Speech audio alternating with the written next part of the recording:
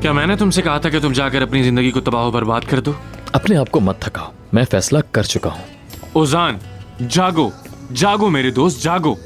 मैं जाग चुका हूँ मेरे भाई, अच्छी तरह से जाग चुका हूँ मैं।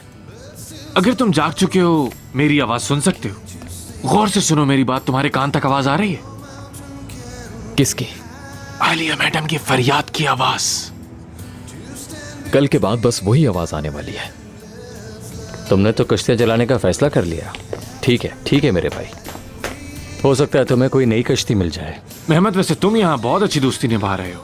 जिंदगी में इज्जत नाम की भी एक चीज होती है, लेकिन इज्जत कभी भी आपका पेट नहीं भरती। गांव में मैं एक टैक्सी में बैठा, टैक्सी वाले ने पूछा कहाँ जाना है।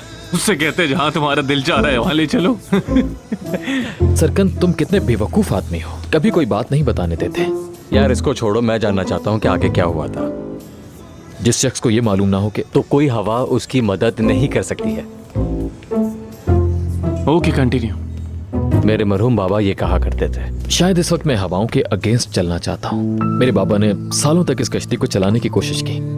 देखो फिर क्या हुआ, कहाँ है वो, किस हाल में, नहीं मालूम। यार देखो, मेरी बात सुनो। सच तो यह है कि मैं तुमको समझ नहीं पाता हूँ। ये बातें बहुत गहरी हैं, मेरे दिमाग में बिल्कुल नहीं आ पाती। ये इश्क, आशिकी, हवा, पानी, प्यार, मोहब्बत, ये सब मुझे कंफ्यूज कर देती हैं। इस वक्त जिस सिचुएशन में हम हैं, यहाँ सिर्फ दो सवाल पैदा होते हैं, पैसा या मोहब्बत। जवाब तुम्हारे पास है।